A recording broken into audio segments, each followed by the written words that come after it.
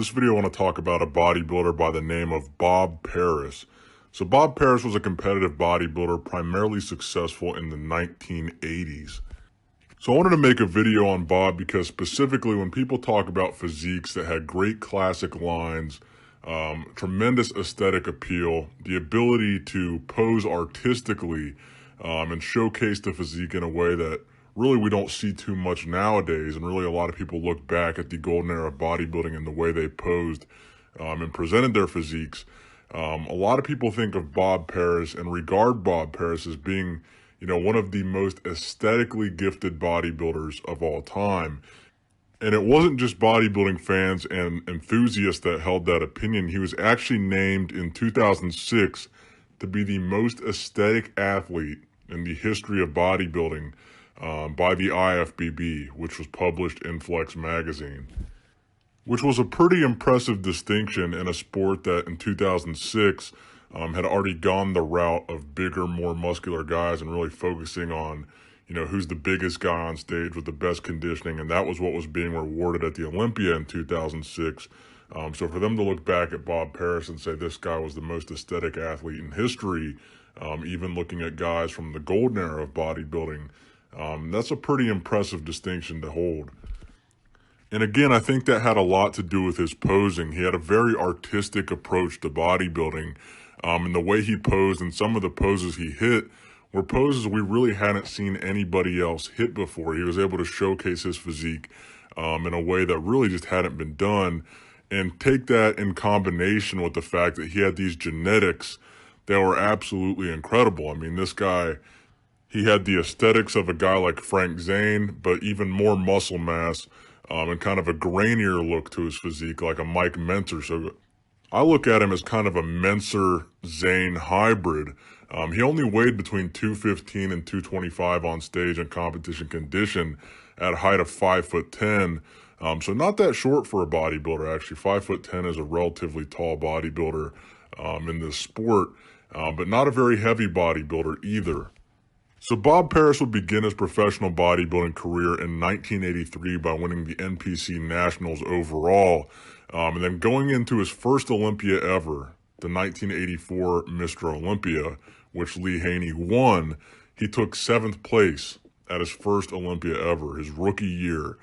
So very impressive Olympia placing to almost be a top 6 guy the very first outing, and really his first pro show. Now, to my knowledge, Bob actually never won an IFBB Pro Show. He did win what used to be considered the Mr. Universe competition in 1983, which was called the World Amateur Championships, the IFBB competition, which was formerly known as the Mr. Universe. So that was probably the biggest title he ever won. But throughout the mid to late 80s, he would primarily just have really high placings at shows like the Mr. Olympia, the Arnold Classic, the Night of Champions. And he was very active competing in the Grand Prix competitions that would follow and precede the Mr. Olympia each year, typically placing in the top 6 at every single Grand Prix he ever did. Now, even though during the 80s he was regarded as this amazing aesthetic physique, his bodybuilding career was not without controversy. In 1989, which was right in the middle of his professional bodybuilding career, he came out as a gay man in the 1989 issue of Iron Man magazine. And in doing so, he became the first male professional athlete in any sport to come out as openly gay while being an active competitor. Now, back in 1983, you did have the Mr. Olympia winner, Chris Dickerson, who, as we know, was also a gay bodybuilder, but he was not openly gay during that time period. So also in 1989, Bob Paris took it one step further, and he appeared on the Oprah Winfrey Show. And to my knowledge, he was also the first bodybuilder to appear on the Oprah Show, period. So on that show, he publicly talked about being an openly gay athlete in an attempt to draw a lot of attention to gay marriage and advocacy for gay rights. But also in doing so, he drew a lot of attention to himself and his own situation. So as a result of that publicity he brought to his situation, he lost about 80% of his bookings and endorsements in bodybuilding, and he would retire from bodybuilding just 2 years later in 1991. Now, some people who believe in political motives in the judging of bodybuilding Think that also had a lot to do with his placings dropping so drastically, because in the 1988 Mr. Olympia, before he came out, he was top 10 at the Mr. Olympia. Then just 1 year later, at the 1989 Mr. Olympia, he drops all the way down to 14th. And another interesting thing to note here is that he would sit out the 1990 Arnold Classic and the 1990 Mr. Olympia. Now, this is interesting because Bob Paris was a heavy proponent of drug testing and bodybuilding, and promoting natural bodybuilding, really. He was very vocal about wanting drug testing in the sport. And what's interesting is in 1990, that was the only year that the IFBB ever drug tested the Olympia completely for anabolics, and also drug tested the Arnold Classic for anabolics. And coincidentally, that would be the only year that he would sit out the Olympia. And that was probably something that was a result of the backlash and the blowback that he got from openly coming out, sitting out the Olympia and the Arnold Classic. Now, during his relatively short bodybuilding career, Bob Paris would actually have two separate retirements. So in 1985, he briefly retired from the sport of bodybuilding, but would end up coming back.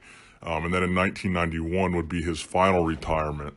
And that was after placing 12th at the 1991 Mr. Olympia.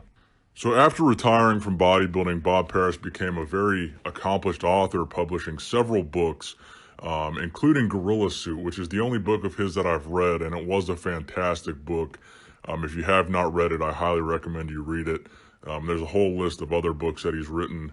He became a very outspoken advocate for gay rights, and he's really used his platform as a professional athlete, a retired professional athlete, to promote his viewpoint on civil rights in general. So to be honest, I do believe that Bob Paris had one of the greatest physiques in the history of bodybuilding. And I think it's a little bit ironic that he was condemned for his sexual preference in a sport that really is so heavily suspect. I mean, while a vast majority of us are into bodybuilding and are also straight, there is also a large gay culture and a gay following for bodybuilding, because if you look at what it is, so naturally it's going to attract both gay and straight fans, which I think is fine. But I think it makes it even more sad that he ended up in the situation that he was in, and, you know, being condemned for his choices, and losing all those sponsorships, and probably inevitably contributing to him having to retire from bodybuilding, because really there was just nothing left for him there.